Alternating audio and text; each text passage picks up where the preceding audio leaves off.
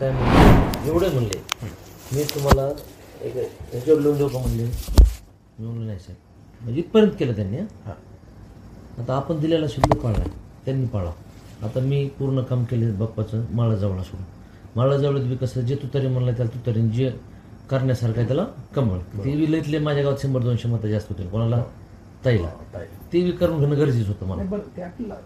उद्या ओबीसी गावात ओबीसीचे मतं मला पाहिजे उद्या निवडणूक लढताना. मला जातीवादी शिक्का नको. त्याचाही फायदाच होणार आहे. जवळ प्लस होणे विधानसभेला फायदाच आहे ओबीसी मतं घेण्यासाठी. पार्टीचं नुकसान नाही त्यात. मी जरी जवळ मतं पण बाकी 376 बूथवरली सगळी यंत्रणा मी बाप्पाला देऊन टाकली होती. हे बी तितकंच खरं प्रमाणे दिली ह्यावेळेस. म्हणजे मी माझ्या आयुष्यात पंकजा मुंडेला पहिल्यांदा धोका दिला. नुसते यंत्रणा नाही पैसे बी दिलेत मी बाप्पाला. हा काय झालं मी सापुद्राकडे गेलो आम्ही आता ह्याला होतो वाळव्याला. सगळे यंत्रणा दिली मी ह्यावेळेस. मी प्रामाणिकच बाप्पाचं काम केलं ह्यावेळेस मनातून. काय झालं बरं का म्हणजे ह्या वातावरणामुळे तर नाही मी आधीच ठरलं होतं बाप्पाचं काम करायचं. 4-5 महिने आधीच ठरलं होतं. बाप्पाला उभा करण्यात सुद्धा मी बैला विचारा त्याचं मत परिवर्तन करण्यात मी किती कारणीभूत होतो. म्हणजे सगळ्या प्रक्रियेत मी बाप्पासोबत रात्र थांबलो मुंबईत.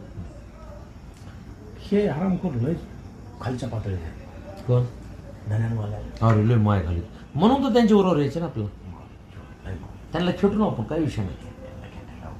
बीडमध्ये एखादा धनंजय मुंडेची आपण गाडी फोडू मी सारखा फाटका माणूस खेळतो. अरे मी तुम्ही तर आपण करू ते पण कधी ते इकडे आल्यावर मग ते फोडण्यात मी माझे त्याला एक ठोका एक दगड आपण 50,000 प्लस 1 कोटी 2 कोटी खर्च होत केला आपल्या एवढ्या एका ठोक्यात. नाही प्रेस घेऊन काही बोलतो मी पुन्हा तसलं नाही. अंगावर बी जातो पुन्हा प्रेस घेऊन ते बी लोक जाहीर चॅलेंज करू त्याला. तुम्ही विनिंग असताना किंवा तुम्ही 10-5% मायनस आहेत असं जरी वाटलं तरी पक्ष तुम्हाला पुन्हा सोडत नाही.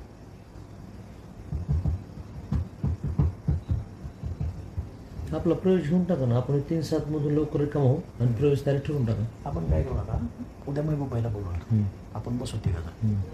महबूब भाई बी लय चिडलं याच्यावर. आणि महबूब भाई काय तो दरबारी मनसबदार आहे. त्याची आपल्याला काही अडचण नाही. त्याची आपल्याला काही अडचण नाही आपल्याला त्याची नाही. आपल्या तिघाची एकामेकाला अडचण नाही. त्याला आपल्या तिघाच्या कास्ट वेगळ्या. त्याला माणसं गोळा करायचे पक्षासाठी. पण मला सांगा मी इथं लगेच फोटो काढून पवार साहेबात लावणार हे आहे त्याचं दुकान. याच्यापेक्षा हे तर आहेच आपल्याला. नाही ते तर आहे. ते तर एवढं मोठं त्याला काय वैभव येईल आपण इथं बसलो. अरे मग आणि मी होय सगळी गर्दी करीन ना त्याला. रोज तिथं हाऊसफुल करीन गर्दी. जनता दरबार तिथं सुरू करू आपण. एवढी मोठी वास्तू आहे ना ताब्यात ह्याच्यासारखं काय आपण कम्प्लीट तिथं आपण कार्यक्रम घेऊ. कुठं स्टेडियमला. आणि तिथं एक पवार साहेबाची सभा बी घेऊ जयंत पाटलाची सभा घेऊ. एक कार्यक्रम बी होऊन जाईल आणि माहोल बी तयार होऊन जाईल. एवढी मोठी सभा म्हणलं सगळं मंत्रिमंडळ तुमच्या पक्षाला सगळे लोक येतील. त्याला सदप्रवेशाला बाबूसाहेब सगळं आपण मोठा जंगी कार्यक्रम ठेवू.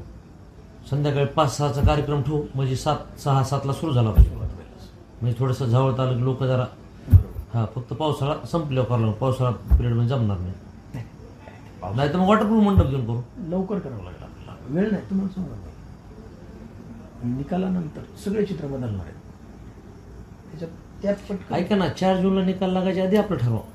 निकाल काही बी लागू आमचं ठरलंय म्हणून. निकालावर सगळे 4 जूनच्या आधी शब्द देऊन टाकू. पण उद्याच आपण फायनल करू बैठक आणि लगेच आपण जयंत पाटील साहेबांना बोलू आणि बाप्पा आपण जाऊन त्यांच्याकडे भेट घेऊ. बाप्पाला मतदानाच्या आदल्या दिवशी जाऊन भेटून केजमध्ये सगळं नियोजन लावून मी आलो रातोरात.